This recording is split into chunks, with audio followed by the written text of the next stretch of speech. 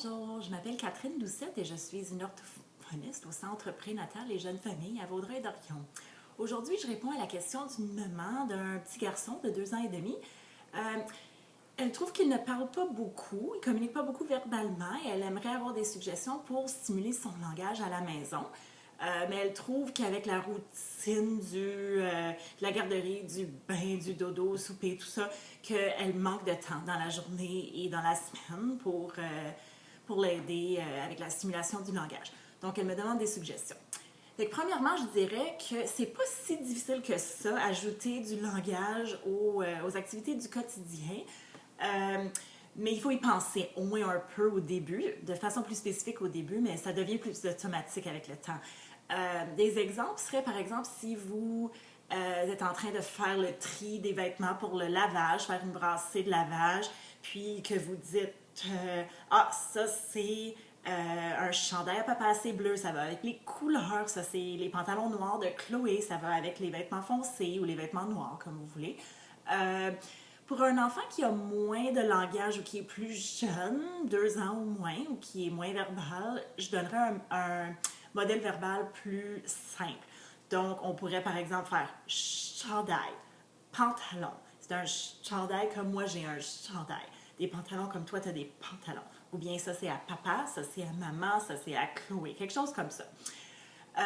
Aussi, quand on fait une recette, on fait des crêpes, on fait des muffins, on peut demander aux enfants de nous aider. 1, 2, 3, craque les œufs. Oh, regarde, c'est jaune.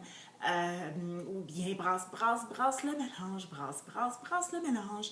On utilise des mots de vocabulaire, des mots de vocabulaire d'action, des verbes, des couleurs. Il y a plein de choses qu'on peut travailler et on accomplit quelque chose en même temps. On fait notre recette. Donc, c'est une façon de stimuler le langage, mais en faisant quelque chose qu'on avait besoin de faire. Je dirais aussi, si vous avez un enfant qui ne parle pas beaucoup, qui nomme pas beaucoup les choses, les items, mais qui a tendance à les montrer avec son doigt ou vous emmène vers quelque chose qu'il veut, mais sans le nommer, ça serait important de nommer l'objet avant de lui donner. Mais ça ne veut vraiment pas dire de retenir l'objet jusqu'à temps qu'il le nomme, qu'il parle, parce que là, on va provoquer une crise, puis ça, c'est pas ce qu'on veut. On veut que ce soit quelque chose de positif. Mais on peut, par exemple, s'il veut le lait, on peut faire ah, du lait, tu veux du lait, regarde, du bon lait. Et là, on lui donne.